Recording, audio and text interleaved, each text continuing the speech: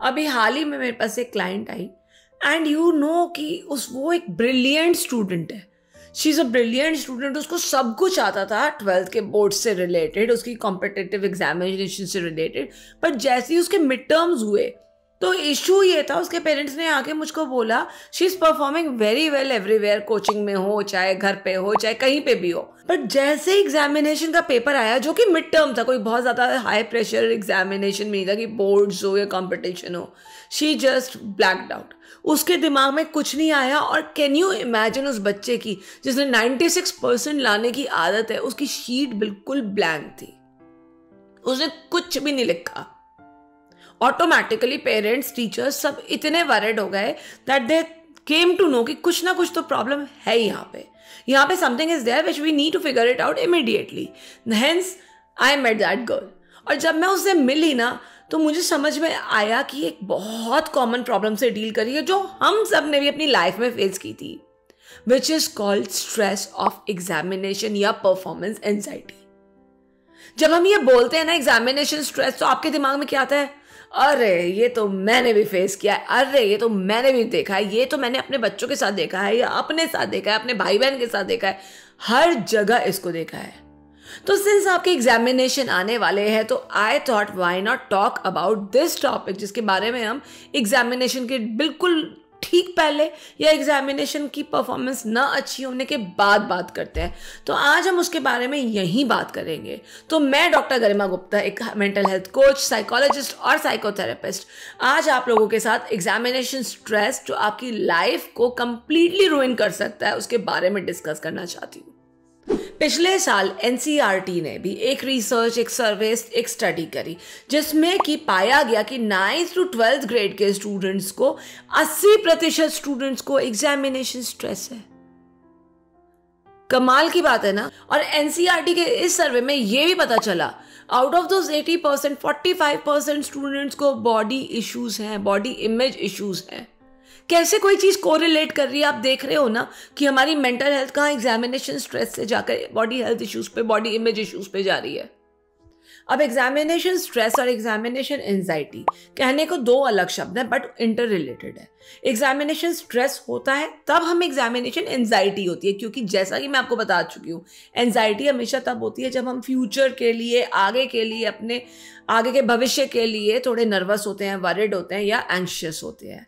जो की फाउंडेशन है हमारी वो है हमारा परफॉर्मेंस का स्ट्रेस, कि हमने पढ़ा है या नहीं पढ़ा है, हम अच्छी तरह पढ़ के भी गए हैं तो भी हम उसके रिजल्ट से डर रहे हैं कि रिजल्ट क्या आएगा। दैट इज वाई स्ट्रेस है, क्योंकि कुछ चीज़ें तो सारी चीज़ें पढ़नी तो पॉसिबल है नहीं ना। तो जो आपने कुछ चीज़ें पढ़ी आपका उस पे से भी कॉन्फिडेंस गुम हो जाता है, खो जाता है, इसीलिए आपको ये स्ट्रेस जनरेट होता है। तो ये जो एग्जामिनेशन स्ट्रेस है ये आपके दिमाग का एक ऑटोमेटिक रिस्पॉन्स है, एक ऑटोमेटिक रिएक्शन है टुवर्ड्स जो स्ट्रेस आपकी तरफ आ रहा है, जो तनाव आपको महसूस हो रहा है या जिस तनाव को आप अपने ऊपर ले रहे हो। ज़रूरी नहीं है कि आपके एग्जाम में वो तनाव आपके पास रहना चाहिए, पर आप उसको अपने आप ले लेते हो। It's like a red flag which you take on yourself, और इससे आपका कॉन्फिडेंस बहुत कम हो जाता है। अब इस एग्जामिनेशन का स्ट्रेस का सिम्टम क्या है? पहला सिम्टम है आपका फिजिकल डिस्कम्फर्ट। आपको जगह जगह दर्द महसूस होने लगता है, सिर दर्द, आंखों में दर्द, पीठ में दर्द, पेट में दर्द। आपको ऐसा लगता है आपकी जो बॉडी है वो कई जगह से गिव अप कर रही है। दूसरा सिम्टम जो पेरेंट्स आप लोगों को भी देखना चाहिए अपने बच्चों में होता है इमोशनल डिस्ट्रेस। वो इतने मोटिवेटेड ही नहीं फील कर रहे हैं, उन्हें पता है उन्हें पढ़ना है, उन्हें सब कुछ पता होता है। आजकल के बच्चे बड़े स्मार्ट होने लगे हैं, उनको पता है उन्हें अपना करियर बनाना है, they are very goal oriented, career oriented, लेकिन वो कर नहीं पा रहे हैं। उनके अंदर फीलिंग्स ऑफ होपलेसनेस आ रही है, उनके अंदर फीलिंग्स ऑफ डूम आ रही है, उनको ऐसा लगता है कि मेरी जिंदगी बेकार है और अगर मुझे ये नंबर नहीं मिले तो मेरा जीना बेकार है। So lot of suicide cases arise in this case only. बच्चे एग्जाम से पहले या रिजल्ट के बाद ऐसे ही अपनी जान ले लेते हैं। इतनी सस्ती है क्या? पहचानो सिम्टम क्या है। नंबर 3 सिम्टम है स्लीप डिस्टर्बेंस। या तो आप बहुत ज्यादा सो रहे हो या आप बहुत कम सो रहे हो, दोनों ही केसेस में it's a slip disturbance case.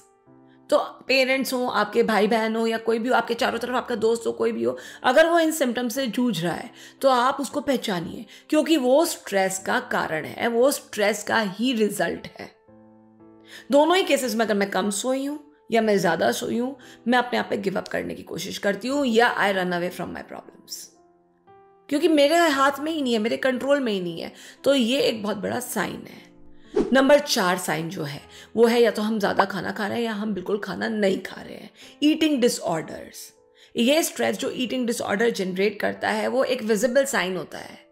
अरे हमें तो भूख ही नहीं लग रही क्योंकि हमारा एग्जाम है। एक बार चलता है, 2 बार चलता है, पर रोज रोज हर समय नहीं चलता है। सो इसको रिकॉग्नाइज करो। नंबर 5 साइन जो है वो है मूड स्विंग्स, इरिटेबिलिटी, फ्रस्ट्रेशन, गुस्सा, resentment, a lot of times चीखना, अपनी मम्मी से अपने पापा से जोर से बोलना, उनसे आर्ग्यू करना, जबकि नहीं अंदर से आप ऐसे हो। सो लॉट ऑफ टाइम्स जो ये मूड स्विंग्स होते हैं ना, ये भी एग्जामिनेशन स्ट्रेस की या परफॉर्मेंस की स्ट्रेस की वजह से ही होते हैं। सो ये 5 सिम्टम अगर हम पहचान ले, emotional distress, physical distress, eating disorder, sleeping disorder या फिर मूड स्विंग्स, तो हम इस स्ट्रेस को आइडेंटिफाई करके इसके बारे में कुछ कर सकते हैं टाइम से। तो अब दोस्तों जो स्ट्रैटेजीज आप अपना सकते हो इस एग्जामिनेशन स्ट्रेस एंजाइटी को रिड्यूस करने के लिए वो इस प्रकार है। नंबर 1 है प्रैक्टिस। करत करत अभ्यास के जड़मती होत सुजान। Practice practice practice practice practice, काश इसका कोई ऑल्टरनेटिव होता।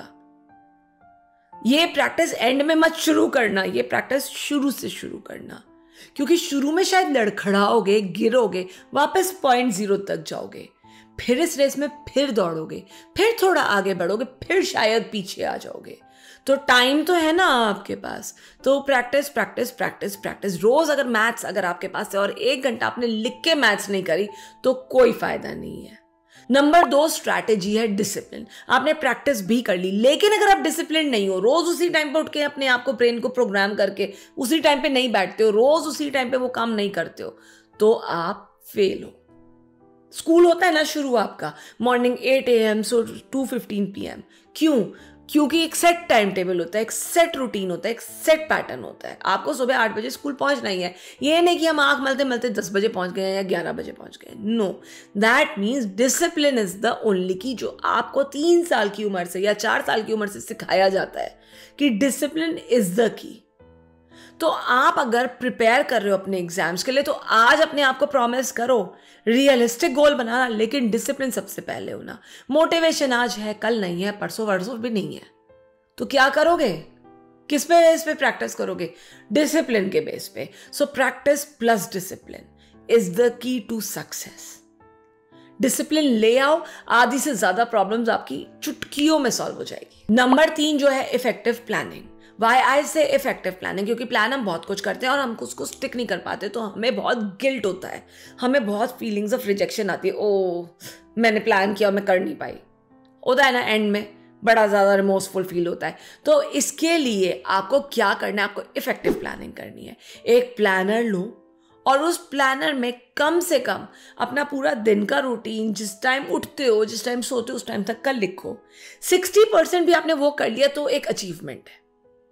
हो सकता है 100% आज ना हो पाए, कल परसों नरसों हो जाए, सेल्फ रियलाइजेशन हो जाए, बट प्लानिंग इफेक्टिव होगी तो आपका काम भी बहुत स्मूथ और इजी होगा, क्योंकि आपका ब्रेन ट्रेंड है। अब ये ब्रेन ट्रेन करने के लिए ना एक काम और कर लेना दोस्तों, रात को डिनर के बाद, आज रात को डिनर के बाद कल का दिन प्लान करना, सो दैट आप सोओगे ना, आपका माइंड सेट सोएगा कि मुझे उठ के ये करना है। It's just like making memory chunks in your brain. मेरे ब्रेन ने ये उठा लिया, अब मेरे ब्रेन ने ये उठा लिया, ये नहीं कि सब फैला हुआ है और अब उठाना शुरू करा है। तो सुबह जब प्लान करोगे तो वो इतनी इफेक्टिव नहीं होगी जितनी रात को आप पहले दिन प्लान करके सोगे, वो उतना इफेक्टिव होगा। So start doing effective planning a day prior to your next day. Number 4 है एडिक्वेट स्लीप। अगर आपकी स्लीप प्रॉपर है, एडिक्वेट है, 6 घंटे की है, 7 घंटे की है, कितने भी घंटे की है, तो आप फ्रेश उठोगे, आप डिटर्मिन्ड उठोगे, आप एक अच्छे माइंडसेट के साथ उठोगे और आप एक अच्छे मूड के साथ उठोगे। So have adequate sleep, have adequate nutrition also, have adequate sleep also. जितना आपके लिए खाना खाना जरूरी है उतना आपके ब्रेन के लिए सोना भी जरूरी है। सो जो आपकी 6-7 घंटे की स्लीप है उसको पूरा करो। कई बार आपने रियलाइज करा होगा एग्जामिनेशंस में, with my daughter she sleeps a lot in examinations. So आपको बहुत ज्यादा नींद आने लगती है क्योंकि आपका ब्रेन इतना टायर्ड हो जाता है उस टाइम तक कि आपको लगता है मैं सो जाऊं, मैं कुछ नहीं कर पा रहा हूं। सो इन दैट केस आपको रोज नित्य प्रतिदिन एक एडिक्वेट स्लीप पैटर्न अपनाना पड़ेगा सो दैट एग्जाम्स में आप इसके आगे हारो ना। एग्जाम्स आपके लिए केक वॉक हो जाएंगे अगर आप ये सब चीजें रोज अपनी रोजमर्रा की जिंदगी में फॉलो करोगे। नंबर 5 है, अब इन सबको करने के बाद भी एक बहुत इंपॉर्टेंट चीज तो शायद मैं भूल ही गई हूं, वो है टाइम मैनेजमेंट। आया ना ऊंट पहाड़ के नीचे कि हम 1 घंटे में सोचते हैं हम ये खत्म करेंगे, जो प्लानिंग करी थी वो पूरी नहीं होती 1 घंटे में। सो टाइम मैनेजमेंट इसका एक की है। जब भी अपनी टेबल पे बैठो तो क्या होता है, यूजुअली एज अ स्टूडेंट हम क्या करते हैं, सारी बुक्स हमारे सामने होनी चाहिए। That's a worst strategy. जो पढ़ना है सिर्फ उसकी किताब, सिर्फ उस चैप्टर से रिलेटेड नोट्स ही मेरे सामने होने चाहिए, नहीं तो मुझे घबराहट हो जाएगी कि मुझे ये भी पढ़ना है, ये भी पढ़ना है, ये पढ़ना है। अरे फिजिक्स भी लगेगा, अरे केमिस्ट्री भी लगेगा, अरे मैथ्स भी लगेगा, अरे इंग्लिश भी लगेगा, ये भी लगेगा, अरे वो भी लगेगा। जस्ट कीप मैथ्स, अगर मैथ्स पढ़ रहे हो तो just keep accountancy, just keep business, just keep your psychology books. सिर्फ उतनी ही किताब रखो अपने सामने जितनी तुमको पढ़नी है।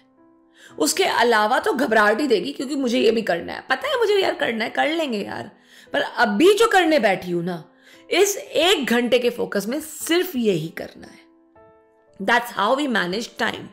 उसके बाद हर 1.5-2 घंटे में get up from your seat और एक चक्कर मार के आओ। मे बी किचन में चले गए, मम्मी से बात कर ली, पानी का गिलास ले गए, आ गए। मे बी इधर उधर चले गए, अपने हॉस्टल में रहते हो तो इधर चले गए और अपने लिए कुछ खाने का उठा लाए, बट वो ब्रेक 15 मिनट से ज्यादा का नहीं होना चाहिए।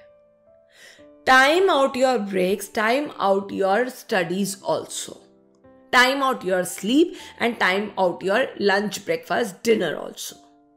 जब आप टाइम की कैपिंग करोगे ना हर चीज पे, जब आप टाइम को लगाओगे हर चीज पे, तो आपको पता चलेगा आपके पास कितना टाइम स्पेयर है या इस सब्जेक्ट के लिए मुझे और कितना टाइम चाहिए। So that is how you manage your time and plan your time. और दोस्तों, जब ये टाइम प्लानिंग कर रहे हो, अपनी लाइफ की प्लानिंग कर रहे हो, तो please take out time 1 hour every day, at least 1 hour every day for exercises also. अगर आपका शरीर तंदुरुस्त होगा, आपका मन तंदुरुस्त होगा, तो आपका दिमाग भी तंदुरुस्त होगा। तो आपको दिमाग की तंदुरुस्ती के लिए रोज एक्सरसाइज करनी है। चाहे आप वॉक करो, गाने सुनते सुनते, भजन सुनते सुनते करो, चाहे आप जिम करो, चाहे आप कुछ और सॉर्ट ऑफ योगा मेडिटेशन अपनाओ, चाहे आप पेंटिंग करो, चाहे आप अपनी किसी और हॉबीज पे फोकस करो, गार्डनिंग करो, कुछ भी करो, पर 1 घंटा आपको डी स्ट्रेस होना चाहिए, नहीं तो आप बहुत ज्यादा स्ट्रेस्ड अप हो जाओगे। सो 1 घंटा हर वीक में आपको, कम से कम हर रोज 1 घंटा आपको अपने लिए निकालना ही निकालना है। तो अगर आपको ये वीडियो अच्छा लगा तो please do like, subscribe and share. Signing off, doctor Garima Gupta. Sayonara, फिर मिलेंगे, जल्दी मिलेंगे। धन्यवाद दोस्तों।